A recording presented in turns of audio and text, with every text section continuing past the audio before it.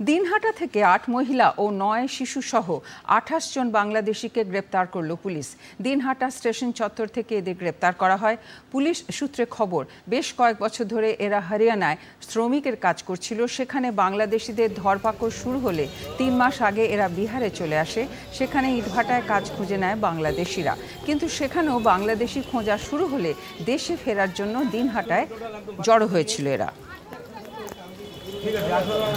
দিনহাটা স্টেশনের কাছে কিছুজন ওখানে একটা ছোট ক্রাউডকে দেখতে পারলেন।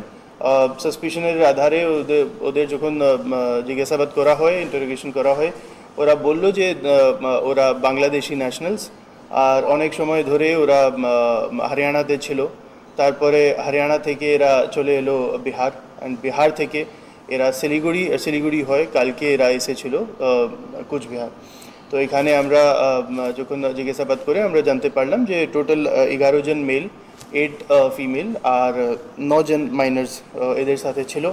এরা অনেক সময় ধরে অ্যাজ লেবারার্স ইন ব্রিক কিল্ন, যে ইট ভাটা যেটা থাকে ওখানে কাজ করতো অ্যাজ লেবারার্স। আর কালকে আমরা এদেরকে অ্যারেস্ট করেছি, ফরেনার্স অ্যাক্টে আমরা কেস করেছি। এদেরকে আজকে আমরা কোর্টে পাঠাবো।